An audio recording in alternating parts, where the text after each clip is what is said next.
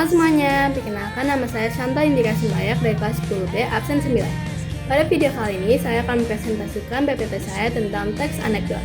Selamat menyaksikan.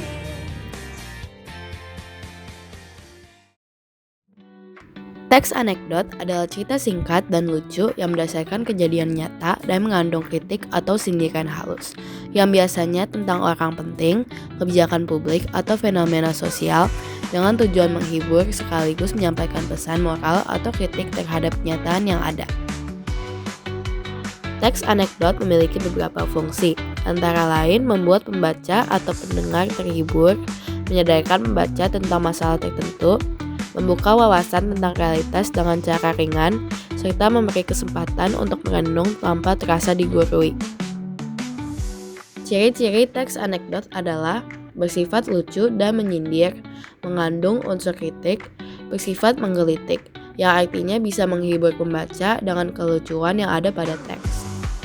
Bisa berdasarkan pengalaman pribadi atau tokoh penting, memiliki tujuan tertentu, kisah cerita yang disajikan hampir menyerupai dongeng, dan seringkali menceritakan tentang karakter hewan dan manusia yang saling terhubung secara umum dan realistis. Struktur teks anekdot. Pertama, ada bagian abstrak. Abstraksi adalah bagian pendahuluan atau bagian pembuka teks anekdot. Bagian ini berfungsi untuk menggambarkan isi teks secara singkat agar pembaca mengetahui arah cerita yang dimaksudkan. Lalu kedua ada orientasi. Orientasi adalah bagian awal suatu kejadian atau saat cerita mulai bergulir. Penulis juga biasanya akan menggambarkan latar belakang peristiwa di bagian ini. Orientasi memiliki peran penting untuk menjelaskan penyebab timbulnya krisis, konflik, atau masalah utama pada teks anekdot tersebut. Ketiga, ada krisis. Krisis adalah puncak cerita yang berisi konflik atau masalah yang terjadi pada karakter. Krisis juga dapat ditandai dengan adanya ketidakpuasan atau kejanggalan. Lalu, reaksi. Reaksi adalah respon atau reaksi yang dilakukan oleh karakter setelah mengalami krisis. Respon yang digambarkan bisa berupa sikap mencela atau menertawakan. Bagian ini juga sering kali memiliki efek kejutan atau tidak terduga. Yang terakhir adalah koda. Koda adalah bagian penutup teks yang berisi amanat atau kritik. Namun, koda pada teks anekdot bersifat opsional, bisa ada ataupun tidak. Kaidah kebahasaan teks anekdot.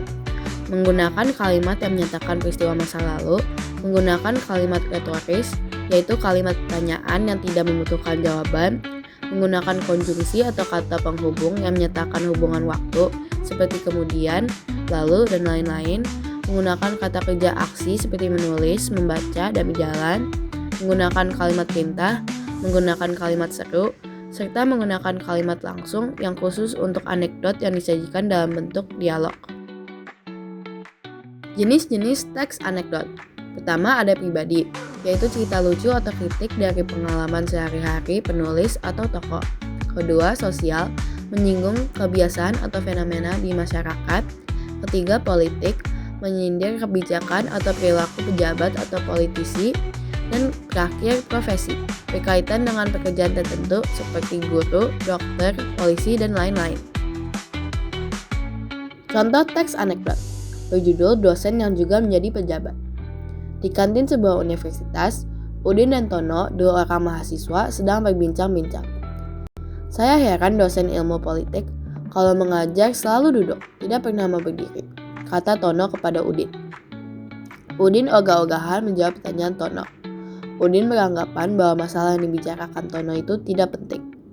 Namun, Tono tetap meminta agar Udin mau meneka teka-tekinya.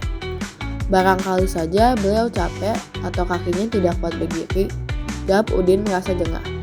Ternyata jawaban Udin masih juga salah. Menurut Tono, dosen yang juga pejabat itu tidak bersedia berdiri sebab takut kursinya diambil orang lain. Mendengar pernyataan Tono, Udin menanyakan apa hubungan antara menjadi dosen dan pejabat.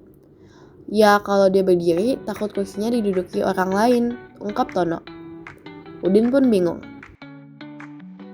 Berikut adalah contoh teks anekdot dalam bentuk gambar.